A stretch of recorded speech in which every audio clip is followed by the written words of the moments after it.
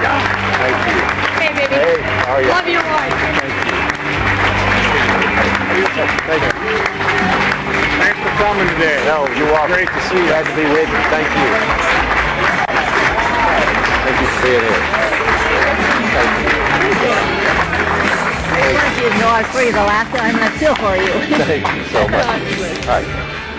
Now, when y'all sit down, you'll notice that that John is accompanied by our 3 children. Kate, who's 25.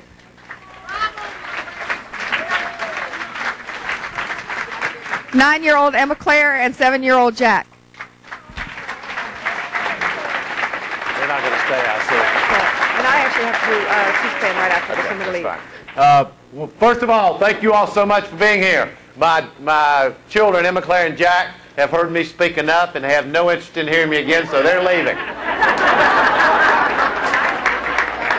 And Elizabeth has to go do an interview, so she'll be gone for a minute too. Thank you all so much for coming. What an amazing turnout and crowd. Boy, you can feel the energy and the momentum of this campaign. Very encouraging. And it's particularly encouraging because we have such important work to do, all of us together, for this country that we all love so much. Elizabeth. Elizabeth. Elizabeth.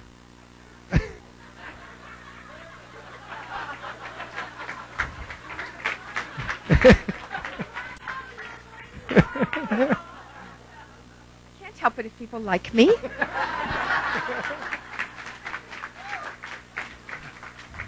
Now, what was I saying? You know, I had this experience a few weeks ago, going with my parents back to the house that they brought me home to when I was born. And some of you have been through a similar experience, I know. And the whole neighborhood was so familiar to me because my grandparents lived right up the street, literally a block and a half away. My grandmother, who I love dearly, helped to raise me. And I remember vividly spending time there, her cooking for us. She'd leave, make her way over to the mill, work her shift, come back home.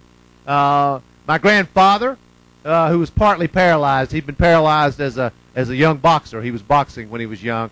And he had to make his way over to the mill. It was harder for him because he had to sort of pull his leg along behind him. But he worked the graveyard shift at midnight till early in the morning. And many times we'd be there in the morning waiting for him when he came home. And we'd all have breakfast together. And then my father, in so many ways, followed in those same footsteps. Because for 36 years, he went into those mills 6 days, sometimes 7 days a week, 8, 10 hours a day, hard, tedious work. But the question is this: why did they do it? Why did my parents do it? Why did my grandparents do it? Why did your parents do it? Why did your grandparents do it? Why did they struggle and sacrifice? Why? They did it so that you could have a better life. They did it so that they could leave America better than they found it. And that is the great moral test for any generation of Americans. It is an enormous responsibility that all of us have. We do. And we better believe that if we're going to meet that responsibility, we have serious challenges to overcome as a nation. Because if you look at what's happening in America today, it's very easy to identify why we don't have the changes we need. Why don't we have universal health care? We don't have universal health care because of drug companies, insurance companies, and their lobbyists in Washington, D.C. Why do we have that mess of a Medicare prescription drug law? We have it because the drug company lobbyists literally wrote the thing. I don't have to guess about this. I was there. I know why it happened. Why do we have trade laws like NAFTA and CAFTA that have cost America millions of jobs? We have them for the glorification of corporate profit. That's why. It's absolutely clear because we know what they did. This is not hard to understand. Big companies picked up, left, took their jobs overseas, and hired people to do the work for 10 cents on the dollar. No labor standards, no environmental standards. It was great for their profits. Was it good for working middle-class Americans? Was it good for jobs in the United States of America? And we have tax policy in America that gives tax breaks to American companies who are sending jobs overseas. This is insanity. I mean complete and total insanity. And it's not just what's happening here. Look at what's happening in Iraq right now. We have a bunch of paid mercenaries roaming around in Iraq, working for Blackwater, making 10 times what our men and women in uniform are making. 10 times. Halliburton, Dick Cheney's old company, gets billion-dollar no-bid contracts in Iraq. When is this going to stop? It'll stop when we stand up and say, enough is enough. We want this democracy back. We are not going to allow corporate greed to steal our children's future. We are not going to allow what our parents and our grandparents struggled and sacrificed for to go for nothing. And people say to me, particularly in the last week or two, I have people at these events saying to me, boy, it sounds like this is personal to you. It is very personal to me because nobody has to explain this to me and I don't have to read it in a book. I watched my father get up every day for 36 years and go to work in the mills. I watched my grandparents work and sacrifice. My grandmother, who had 5th, 6th grade education, came from a family of sharecroppers. She would have done anything for me. Anything. She would have done anything for my brother and my sister. Anything for her own children. Just exactly what your parents and your grandparents would have done. Anything to give you a better life. The question is, are we going to let their work, their sacrifice, go for nothing? Are we going to let this corporate greed destroy the middle class in America? Or are we going to let it destroy American jobs? I know it's supposed to not supposed to be politically correct to say it this bluntly, but it is the truth. And we all know it's the truth. They have an iron-fisted grip on your democracy. And that nothing will change until we take that grip off your democracy and give it back to you. And you know, I listen to the discussion. We have great Democratic candidates, but sometimes I listen to what people say. Let me start with some simple things. I am proud of the fact that the entire time I've been in public life, I have never taken a dime from a Washington lobbyist or a special interest PAC. Never.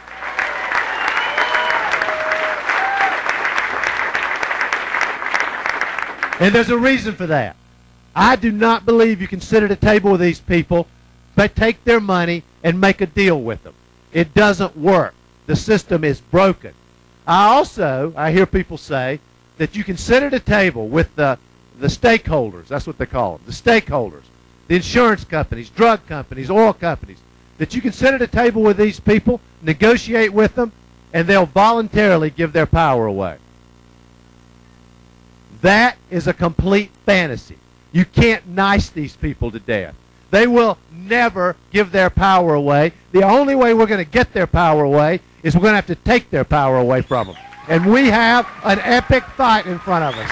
We do, all of us. And what I would say to all of you is you better send somebody into that fight.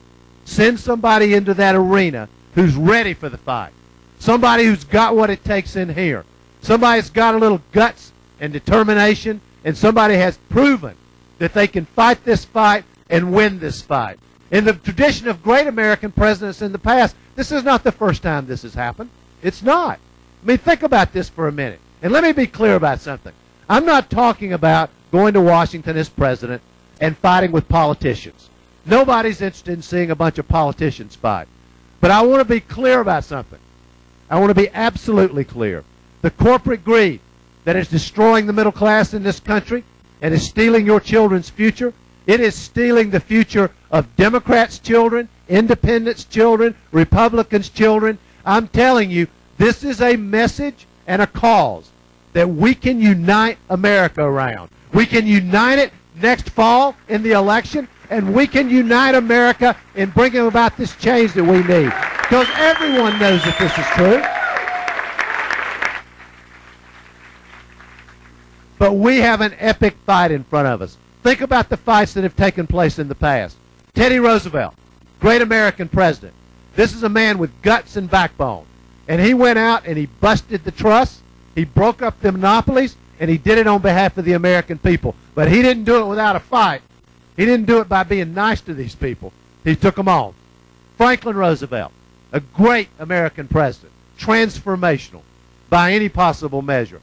Franklin Roosevelt, what many people have forgotten about him, is he was vilified by big corporate America. Vilified. They hated him. And to paraphrase him, he welcomed their hatred. And the reason is because to him it meant he was standing up. He didn't make a deal with these people. He stood up to them, he fought them, and he literally changed this country. And then right after Franklin Roosevelt, along comes Harry Truman. And Harry Truman, talk about a truth teller. I mean, you know the famous Harry Truman story. Some of you probably have heard it. You know, somebody said to him one time, "Harry, you're giving them hell." He said, "Nope, I'm just telling the truth and it feels like hell." Right? Well, what we're going to do is we're going to tell the truth, and we're going to fight, and we're going to fight with everything we've got. And I want to say something to those who say that they want to sit at a table with drug companies and insurance companies and negotiate. Some of you may have seen this story, but just a week or two ago, there was a young woman, 16, 17 years old, who needed a liver transplant. And she had health care. She had health insurance with one of the biggest health insurance companies in America. But they said they weren't going to pay for her liver transplant because it wasn't certain that the results would change anything. So they wouldn't pay for it.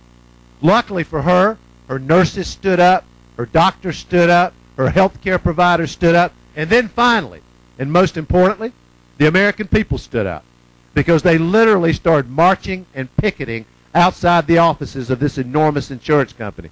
So finally, in the end, the insurance company capitulated and said, yes, we will cover her liver transplant operation. And a few hours later, she died because they didn't have time to do it. Anybody who says to me that they want me to sit at a table with those people and negotiate, never. I will never do it. We have to stand up to these people. We have to do with them what they've been doing to you. It's absolutely crucial to change this country. This is the fight. This is the fight that we're engaged in. And I was thinking about this a couple of weeks ago. You know, I grew up in some rough neighborhoods. I did. You know, because I grew up in mill towns and mill villages. A lot of you did too. Nothing unusual about that. But where I grew up, you had to fight to survive. You did. I still remember when I was young, coming home, got in a fight with an older kid, got my butt kicked. Came home, told my, you know, sort of beaten up a little bit, said something to my father, and he sat me down and he said, I don't want to ever hear you starting a fight. I said, yes, sir. And he said, but I want you to hear me and hear me clearly. You never, ever walk away from a fight. Because if you're not willing to stand up for yourself, no one will stand up for you. You have to fight for yourself. You have to believe in yourself. And you have to be willing to show some backbone. Now, I did that. I survived. I did have to fight. Didn't win them all. But I did have to fight my way through my youth. But then I was fighting for me. After that, when I got older, I spent 20 years in courtrooms fighting for children and families just like yours against these big corporate powers. And we would walk into those courtrooms, and it would be me and a child on one side, and on the other side would be the biggest corporations in America with all their army of lawyers, with all the money in the world arrayed behind them. And here's what I learned in those 20 years. If you got a little guts, if you're tough enough, if you're smart enough, and you're willing to work hard enough, you can beat these people. You can. You can win. Because over 20 years, we won over and over and over. And we have to recognize that that is the fight that we have in front of us. Nothing will change without that fight. I had this experience, some of you may have even heard me talk about it. I had this experience a few months ago. I met a guy named James Lowe, who was 3 years younger than me, 51 years old. I met him early in the morning in the Appalachian Mountains. We were sitting at picnic tables. And he started to tell me his story. He was a little hard to understand. But his story was that he'd been born with a cleft palate, and because he had this cleft palate, he couldn't speak. An operation, a simple operation, would have fixed it. But he had no health care coverage. And so he couldn't talk. Finally, somebody came along and fixed his cleft palate, and now he could speak. Here's the problem. They fixed it when he was 50 years old. James Lowe lived for 5 decades in America, not able to speak because he had no health care coverage. And he reminded me so much. He's actually been here in Iowa with me. He's a great man. He's been here with me, and he reminded me so much of the people that I grew up with, of the men and women who worked in the mill with my father, of my own grandparents, because he was humble and gracious and very grateful that somebody had finally helped him. But I listened to his story, and this is what I felt, and this is what I thought. How long are we, America, how long are we going to let drug companies and insurance companies run this country? I mean, really, America doesn't belong to them. America belongs to us. James Lowe finally got his voice back. Isn't it time for you to get your voice back? That's what this election is about. And we do have an epic battle and an epic fight in front of us. We do. I take what happened with James Lowe personally. I take what my parents and grandparents sacrificed for me personally. And they believe, just as every one of your parents and grandparents believed, that when they worked and sacrificed for you, that you would carry on that same tradition, that you would do the same thing for your children and your grandchildren. That is our responsibility. It's our responsibility to future generations, yes, but it's also our responsibility to our own parents and our grandparents who struggled and suffered for us. Are we really going to let this corporate power and corporate greed destroy the middle class in this country? Are we really going to let all the struggles and sacrifice of those who went before us go for nothing? Or are we going to stand up? Or are we going to show some fight and some backbone? You know, I was raised to believe, and I believe it to my soul, that the men and women who I grew up with, who worked in the mills with my grandparents and my father, those men and women are worth every bit as much as the man that owned those mills. And that's the country that I believe in. If we believe that, then we have to stand up to these people. We do. We can't let them continue to control everything that happens in this democracy the way they are today. Nothing will change without it. And I look at what's happening in this America that I love so much and I believe in so much, and this is what I see. Last year, ExxonMobil's profits were billions and billions of dollars. Record profits. Record profits. The profits of a lot of big multinational corporations were at record levels the last few years. The CEO of one of the biggest health insurance companies in America, last year, he didn't make $1 million or tens of millions of dollars. He made hundreds of millions of dollars. In 1 year, hundreds of millions of dollars. The top 1% of income earners in America last year took twice as much of America's income as they did 20 to 25 years ago. This is not rocket science. This is easy to understand. What's happening is the very wealthiest Americans are getting wealthier. The biggest corporations in America have record profits. But at what cost? At what cost to you, to your family, to your children, to your grandchildren, to the middle class in America, to low-income families in America? We got to stand up, because you look at why I look at that. I look at this concentration of money and power in the hands of a few, in the hands of these big corporations, and then in your mind, just put side by side with that this picture of America. Tonight, 47 million people in this country will go to bed knowing that if their child gets sick, they're going to have to go to the emergency room and beg for health care. Women will go in tomorrow morning for a mammogram or for an examination and discover what Elizabeth discovered not too long ago, that they have breast cancer. But some of them, unlike Elizabeth, will have no health care coverage. Now, I'll tell you, as every woman in this room knows, you can't get chemotherapy in the emergency room. What are they supposed to do? What are they supposed to do? You can literally see the terror and fear in their eyes. Tomorrow morning, 37 million Americans will wake up literally worried about feeding and clothing their children and living in poverty. At the same time that ExxonMobil is making billions of dollars. How much money do these people need? I mean, really. At the same time that this CEO is making hundreds of millions of dollars. I went to a shelter in Des Moines a couple of weeks ago with Elizabeth and Mary Culver, the governor's wife. Wonderful place. They took in single moms with their children who had no place to live. But they told me, they said, you know, we can only take so many. So I said, do you ever have to turn people away? Yes. They said just a few months ago they had to turn 70 to 75 families away in 1 month. 1 month. And I said, were these single moms? Yes. Did they have children with them? Yes, some of them 3 or 4 children. So I then asked the next question. Where did they go? Back to the street. Back to cars. Children sent back to the street in America with no place to sleep at night. Last year, 35 million people in this country, roughly the population of California, went hungry. 35 million people went hungry at the same time that corporate profits were going through the roof.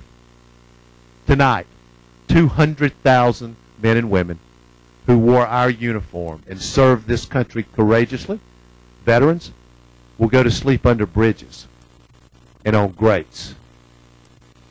Enough is enough. I mean, really. It is time for us to stand up. It is time for us to say who we really are as a nation. It is time for us to fight for the change that we believe in, that all of us believe in. Because here's what I believe, and I believe this with my heart and soul. I think every time we speak up and fight for 47 million Americans who have no health care coverage, America's a better place, and America rises. When we speak up for 37 million who live in poverty, for James Lowe and millions like him who live in the darkness of America, for those mothers and their children who have no place to live, for 35 million Americans who went hungry last year, for 200,000 veterans who have no place to live in the United States of America. When we stand up for them, America rises. America becomes a better place. And here's what I think is going to happen. What I believe will happen is on a cold January night in the heartland of America, this Thursday night, you're going to stand up. You're going to rise up. You're going to say enough is enough. You're going to say we're willing to fight for this change. We're not going to allow corporate greed to steal our children's future. And there will be a wave of change that spreads from Iowa across America that cannot be stopped. It will move with a power that no one has ever understood and with a power that cannot be stopped. And the result of that wave of change, that tidal wave of change, will be you'll be able to look your children in the eye and say, just like my parents, I gave you a better life than I had, and we left America better than we found it. God bless you all, and thank you for being there.